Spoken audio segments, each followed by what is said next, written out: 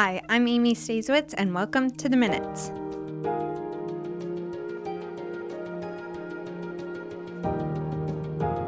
Thanks for tuning in. It's great to have you along on The Minutes for the week of June 22nd. This is the City of Thunder Bay podcast. The Minutes looks at what happened at Thunder Bay City Council this past week. You can find The Minutes wherever you get your podcasts, including our YouTube channel and our website, thunderbay.ca/theminutes. And don't forget to subscribe so you never miss an update. This week, City Council met on Tuesday, June 23rd. We'll go over the key highlights from this meeting, and later I'll be joined by Christina Wakefield, the city's archivist, to talk about heritage properties in Thunder Bay. So let's get started. Like all council and standing committee meetings, the meeting began with a land acknowledgement. City Council meetings open with the national anthem, performed by a guest or local group. If you're interested in being one of the performers, you can find out more at thunderbay.ca/council.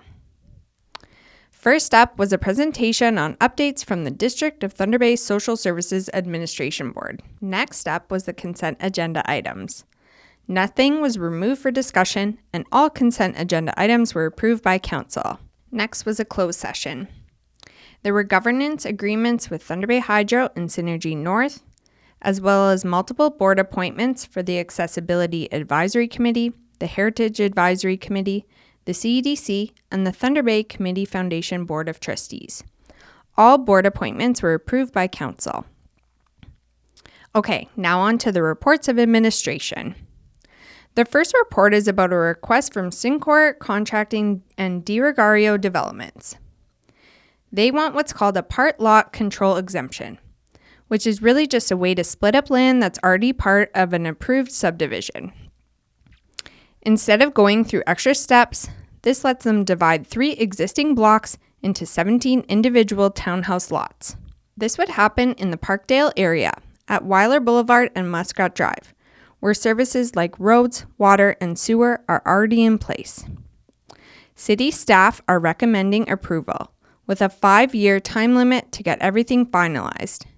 Council would still need to pass a bylaw to make it official. It supports the Smart Growth Action Plan, like adding housing in areas where infrastructure already exists. In the end, Council approved the report. The next report of administration focuses on enhancing the city's digital service delivery through its Amanda Property Information System.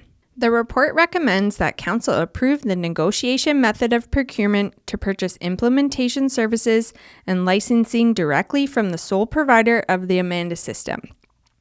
It also authorizes the Commissioner of Corporate Services and City Treasurer to sign the necessary agreements. This work supports the city's corporate digital strategy, approved in 2021, which aims to modernize services and improve how residents interact with the city. Amanda has been in use since 1999 and supports key services like planning, building, and licensing and enforcement. The proposed investment will expand its capabilities, helping digitize processes, streamline operations, and improve the online customer experience. The current company brings deep knowledge of the Amanda system, the city's processes, and are best positioned to deliver these enhancements. From a financial perspective, the total estimated cost is approximately $600,000. This can be covered within the existing approved project budgets. Ultimately, this investment will support faster, more accessible, and more user-friendly services for the community. Council then approved the report. The next report of administration is a recommendation to make a small change to the city's 2026 budget. The city is recommending moving $780,000 from a reserve fund back to the Lakehead Region Conservation Authority, or LRCA. When the budget was first put together, the province hadn't finalized changes to conservation authorities. Because things were uncertain, the LRCA hit pause on a levy that normally would charge the city. So instead, the city set that money aside in a reserve fund, just to keep things steady. Now fast forward, everything is now confirmed. The Conservation Authority is staying local and that levy is back on. There will be no change to taxes and no change to the budget overall. The LRCA plans to use it for important environmental and infrastructure work, things like flood protection, floodplain mapping, and addressing erosion issues. These are projects that directly impact community safety and long-term planning. In the end, Council approved the report. The final report of administration is all about how the city manages its investments. Each year, Council reviews something called the Investment Policy Statement. Think of it as the rule book that guides how the city invests its money, whether it's funds needed soon or money that can be invested for the long term. This year, the recommendation is to approve the updated IPS and add it to the Corporate Policy Manual. In 2025, the city shifted to a new investment model, basically bringing in professional investment managers to handle long-term funds. Since that change, returns have been strong with about 9.9% return on long-term investments and around 3.2% on short-term funds. That long-term money is now more diversified too, and spread across things like bonds, stocks, and even areas like infrastructure and real estate. All in, the city had about $264 million invested by the end of 2025. And after fees, those investments brought in about $27 million in income, which supports reserves, services, and future planning. Next, Council approved a series of bylaws. There was a new business item, which was a funding request from the Fort William BIA for their new South Core Roar Festival for $40,000. The South Core Roar is a free multi-day, multi-generational community festival designed to build on the economic and cultural momentum of the Victoriaville Street opening and the ongoing revitalization of downtown Fort William. After lots of discussion and after a short recess, Council decided instead of making a $40,000 contribution to the BIA, the city will buy $20,000 of the water barricades that can be used for not only the South Core Roar, but other city events in the future. The meeting was then adjourned. Okay, that's it for City Council updates. Next, I'll be chatting with Christina Wakefield, the city's archivist, to talk about the heritage properties process and other updates from archives.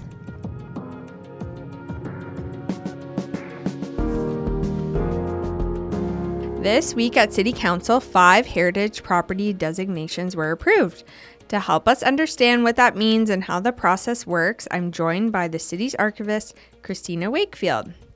She's also here to share some exciting updates about Thunder Bay Archives.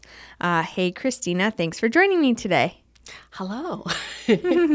Okay, so this might seem obvious, but maybe not for everyone. What exactly is a heritage property?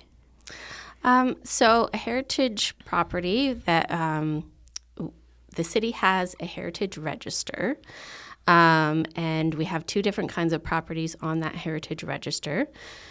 So we have listed properties, which are protected from demolition. There's some notification period that they're required to give us if they wanted to demolish any part of the building or anything on the property. And then there are fully designated properties. Those properties have a bylaw that designates them, whereas the listed properties just have like a corporate report that was approved. Oh, okay. And the bylaw also has to include a statement of cultural heritage interest, and that outlines the criteria that property meets. So there's 9 criteria that the province has set out, and each property has to meet at least 2. All of the properties that we designated yesterday met at least 3 of those criteria. Okay. And so there's a lot of research that goes into writing that report and making sure that we have all the information and background about a property. Right. Okay. Lots goes into it, obviously. So is it the home or business owner's responsibility to apply to become a designated heritage property, or how does that all work? So if you are a property owner that wants to designate your property, you can ask the Heritage Advisory Committee to assist with that process. But in this case, the Heritage Advisory Committee had come up with a sort of short list of properties from our listed properties that they wanted to designate. Okay. And then we narrowed down that list even further to get the 5 properties that we designated yesterday. Okay. And what are some of those properties? Like, you don't have to name them all, but. So right now we're working on the listed properties because Bill 32, the More Homes Built Faster Act, Right. Changed the Ontario Heritage Act, which meant that we could no longer keep listed properties on our heritage register indefinitely. So now we can only keep them for 2 years. Oh, okay. And then after that 2 years is up, then they can't go back on the registry for 5 years. Okay. So this was a way to move forward with protecting some of our, more interesting and more vulnerable properties on that list. Okay. Yeah. And what are some of the benefits if you actually own one of these heritage properties? In one sense, it's, the bragging rights and the pride of owning a heritage property that the whole community recognizes as an important building. And the Heritage Act also allows us to give some aid and incentives to heritage property owners. So there's the ability in the Act to do either tax incentives on the property taxes or grants. And most municipalities that have heritage properties have that. We had that up until the crash in 2008. So we're working on getting that back and trying to see what that will look like in the future. But of course, only heritage properties would be eligible for that. Right, for sure. Okay.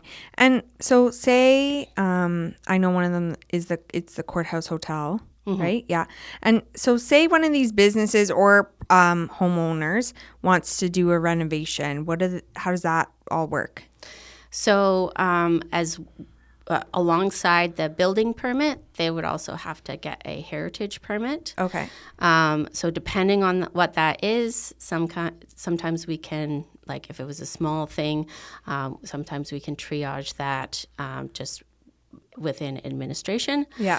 And sometimes if it's a larger project, then it would have to go to the Heritage Advisory Committee for approval. Okay. And in which case either the property owner or the contractor or architect would make a short presentation at a Heritage Advisory Committee meeting, and committee members, of course, would be able to ask questions, and then they would either approve it or give some more suggestions, and then the project would be able to move forward. Okay. So you're talking a lot about the Heritage Advisory Committee. Can you explain a bit more about this committee? Like, it seems like they have a lot of weight in certain decisions, and is it a big group? Like who? I can't remember exactly how many people are on it. It's about 8 to 10 people are on the Heritage Advisory Committee. It is a committee of council. So committee is an advisory committee. So the committee recommended these 5 properties for designation.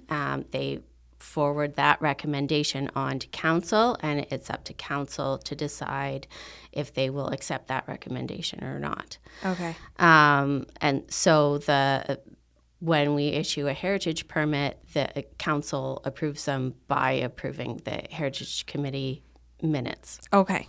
Got it. How many properties are in the City of Thunder Bay's register, and where can people see this list of properties? So the list of properties is on the city website.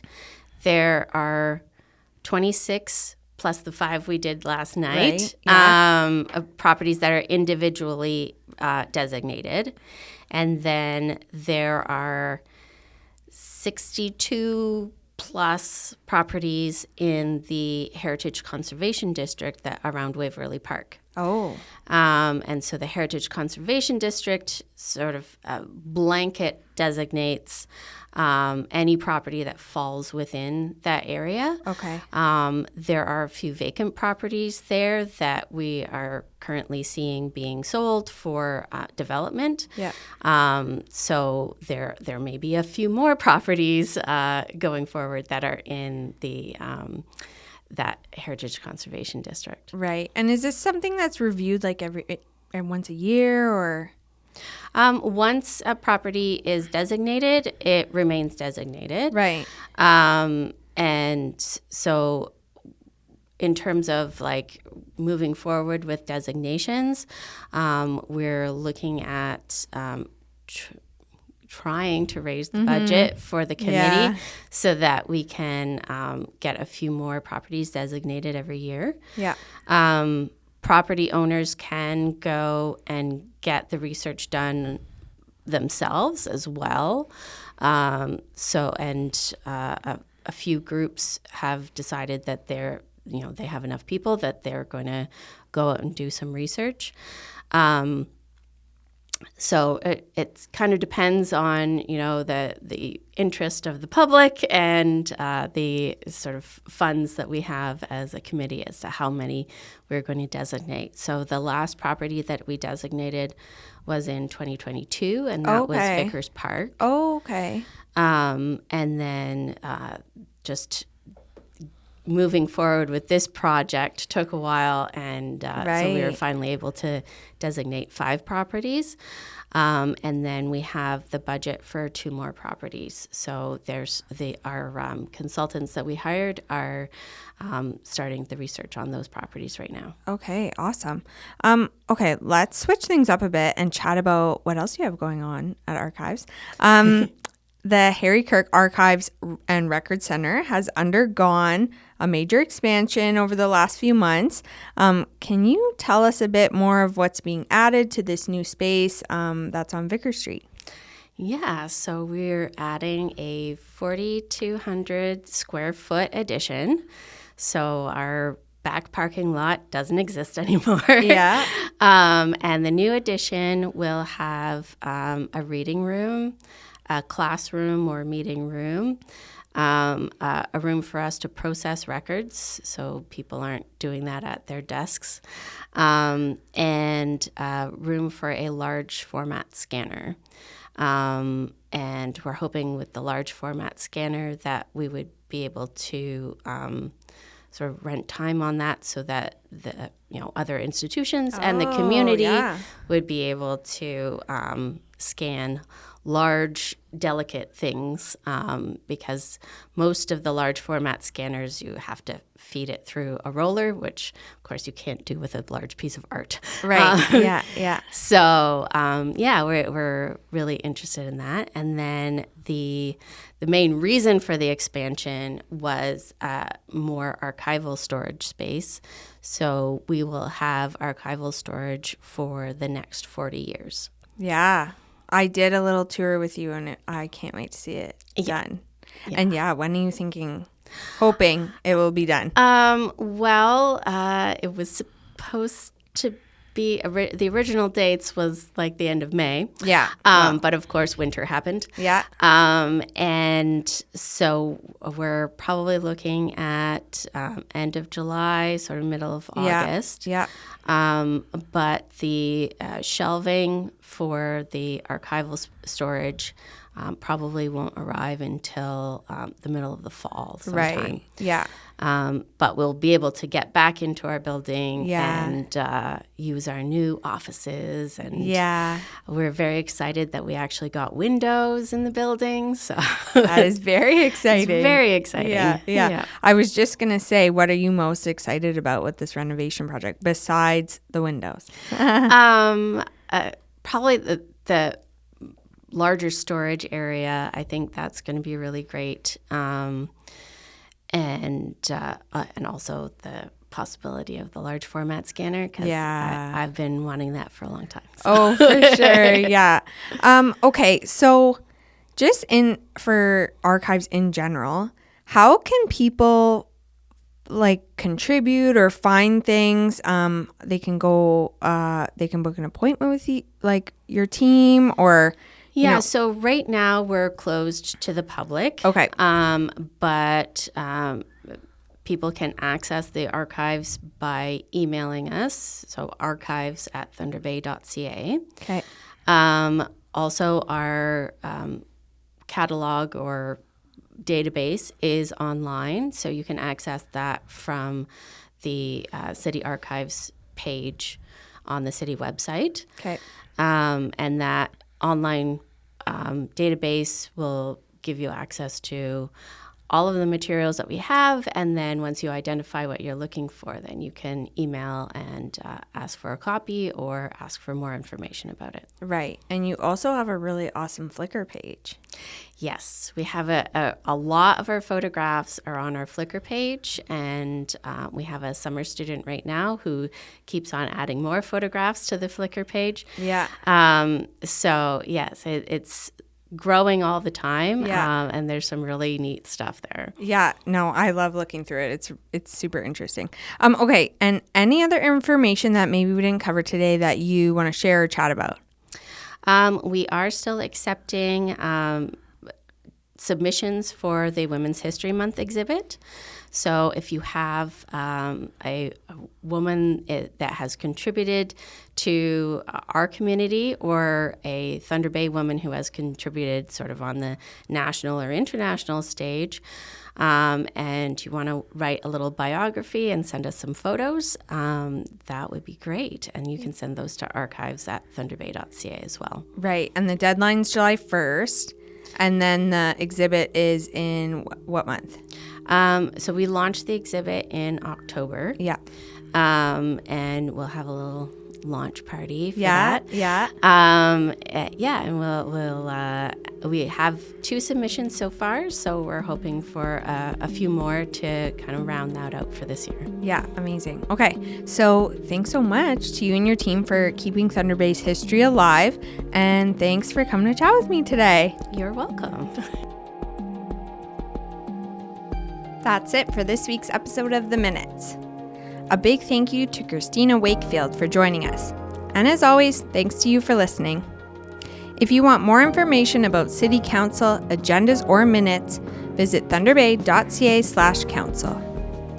You can catch The Minutes every week wherever you get your podcasts, on our YouTube channel, or on our website at thunderbay.ca/theminutes. If you haven't already, hit that subscribe button so you never miss an update. I'm Amy. Thanks again for listening to The Minutes, and have a great week.